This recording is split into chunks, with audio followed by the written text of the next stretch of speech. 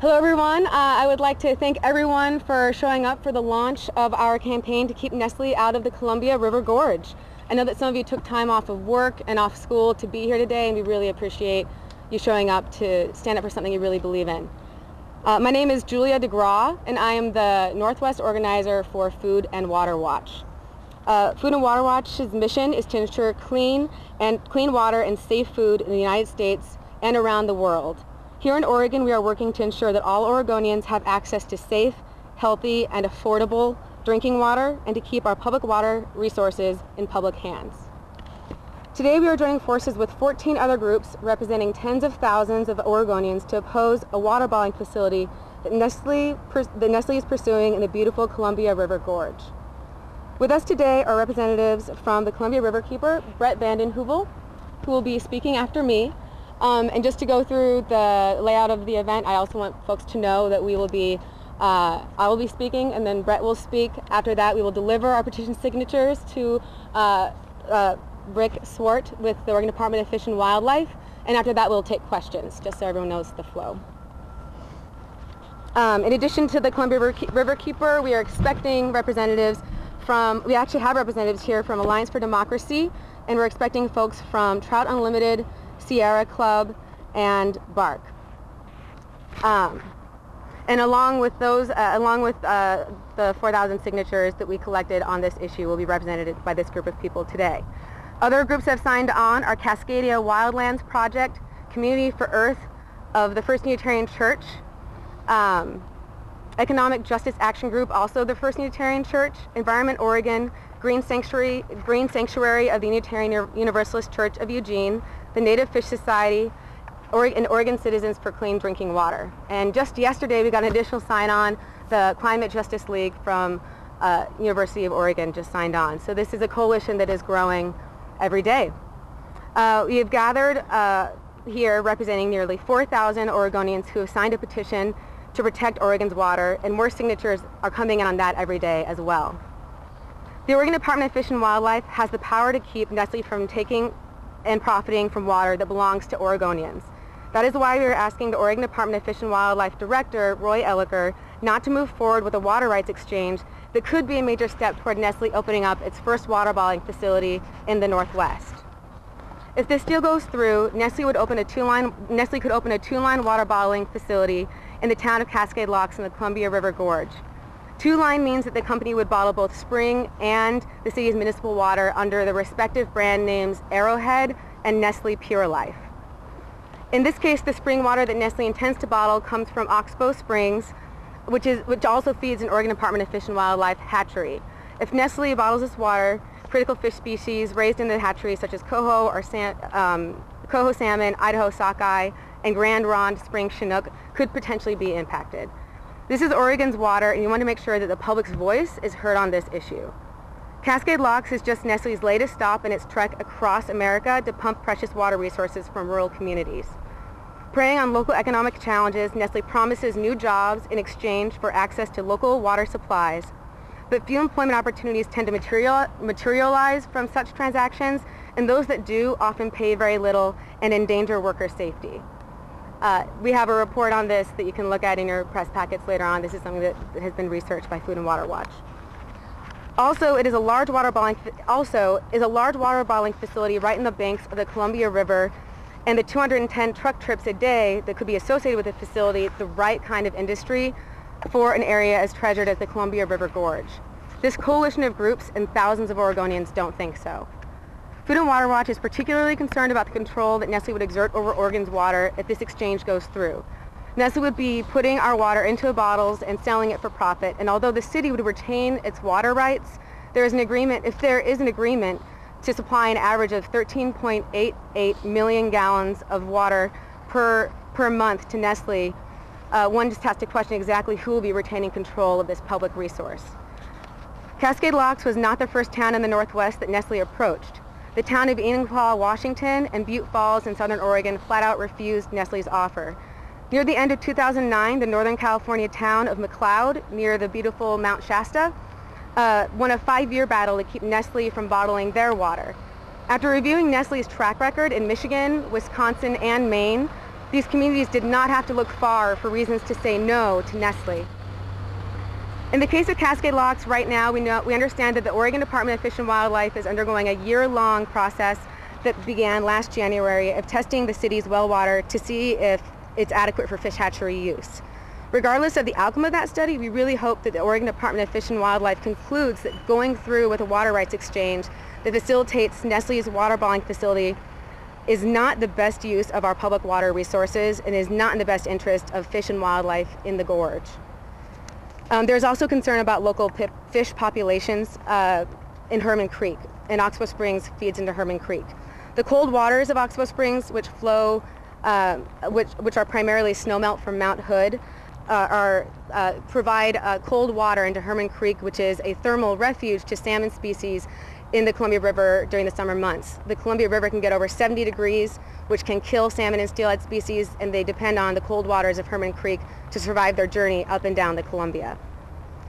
Because of our grave concerns about giving Nestle control over Oregon's water resources and threats to the ecology and wild fish populations and the scenic beauty of the Columbia River Gorge, we are delivering nearly 4,000 petition signatures from Oregonians and a letter with 15 organizational sign-ons 15 organizational sign-ons to the Oregon Department of Fish and Wildlife. We ask Roy Elliker not to proceed with a water rights exchange agreement that could lead to Nestle's first waterballing facility in the Northwest. Now I would like to turn it over to Brett Vandenheuvel, the Executive Director of Columbia Riverkeeper, based in Hood River, Oregon. I'm Brett Vandenheuvel. I'm the Executive Director of Columbia Riverkeeper. We are a 3,000 member organization whose mission is to protect and restore the waters of the Columbia and all life connected to it. And I have the good fortune of having our home office in the beautiful Columbia River Gorge in Hood River. So I'm here today to request the Oregon Department of Fish and Wildlife to not give away public water rights, to not give away precious spring water to the Nestle Corporation.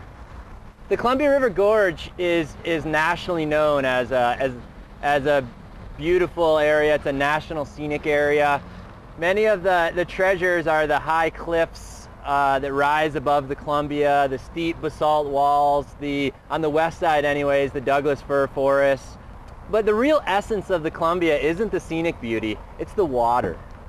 It's the water that is the essence of the gorge, of what people really feel when they go out there. The waterfalls cascading off the high cliffs, the streams and creeks flowing down dark grottos protected by basalt walls that are rimmed with moss. It's the water that's percolating into the cliffs and down through soils, down through thousands of feet of basalt and coming out at the bottom as spring water. This spring water, these waterfalls, the creeks, this is the essence of the gorge. And that's what we're here asking Fish and Wildlife to protect. One of these springs, Oxbow Springs, the Nestle Corporation proposes to capture this spring and to put it in bottles. To take these bottles and put them in trucks and drive this spring water, drive these bottles, plastic bottles full of our public water to cities along the I-5 corridor and further, and to privatize this public water source. This water is important not only to the direct surrounding area, but to the fish and wildlife in the gorge. The Oregon Department of Fish and Wildlife has a salmon hatchery that the water is currently being utilized to raise juvenile salmon. Even after that, it's flowing into Herman Creek, out into the Columbia, and this cold water is necessary not only in the creek where salmon come up and spawn, but out in the Columbia where the water temperatures last year were over 70 degrees and their salmon will die. It's too warm for salmon to survive, so they depend on these cool water refugias at the mouths of the creek. Herman Creek is one example of where salmon need to come to get out of the hot water.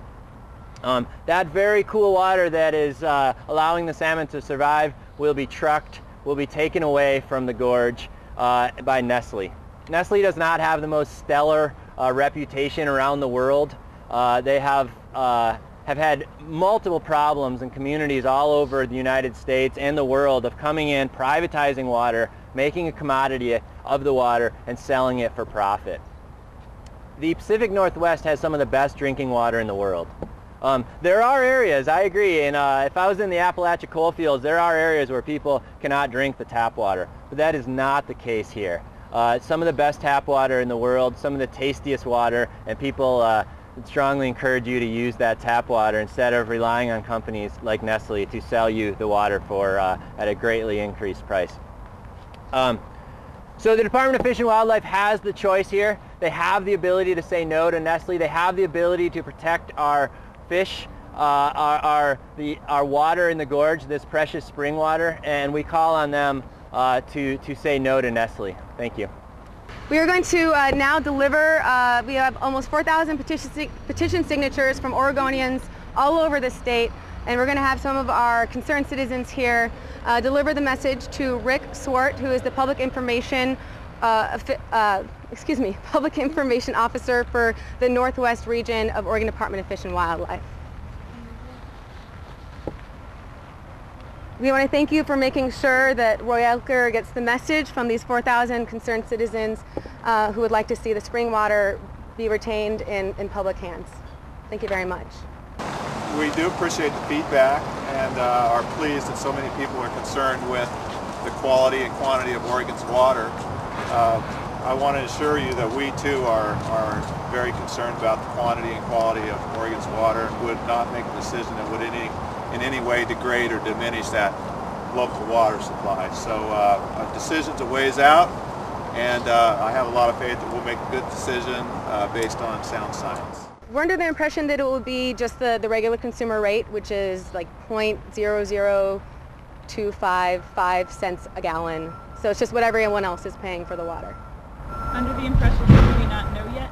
I mean, it's entirely they haven't made a deal yet, so it's possible they could be sold the water for less. It's just there's nothing in writing on this, but the proposal at this point is that they would purchase it at the regular rate. It's different in every community. In certain communities, it's that the city decision makers have decided it's not the right choice for their town. In other cases, it's local citizen groups that rise up. In McLeod, there was a 5-year battle between local citizens and Nestle, and that's how they won. I mean, it just depends on from community to community. This is a unique case in which a state agency happens to be involved in a very critical decision that will affect the future of this water bottling plant, and that's why this campaign is taking this direction. Food and Water Watch's mission is to protect our water resources. We believe that water is a basic human right, and that is the primary reason why we work on these issues. It's not just about the Columbia River Gorge, but it's about maintaining water in public hands. Nestle has a track record of preying on small communities, of going into small rural communities. They're willing to build a multi-million-dollar water bottling facility off the beaten path and to truck these spring waters into town. Most water bottlers, like Coke, will just set up a plant on the Willamette River and bottle that water and call it good. Nestle is especially egregious in their attempts to go into these rural communities and bottle spring water and truck it out. That's a really good question. The town of Cascade Locks definitely needs jobs. It's true. We're just really concerned about, first of all, the number of jobs. Nestle tends to overpromise and underdeliver on the number of jobs. They're not generally very well-paying jobs that tend to also peak in the summer months, which is when a lot of the jobs in the Columbia River Gorge peak. These jobs tend to have high injury rates. We're concerned about the safety of them. But furthermore, this is a town that also wants to become a tourist destination, and what is 210 truck trips a day in the height of the season in summertime do for tourism? There's also just concerns about the water bottling industry as well. It's not doing well. Nestle saw a drop of 5% in profits in their bottled water sales alone in the last year. So who's to say that this industry will be robust enough and stick in town? There are a number of concerns.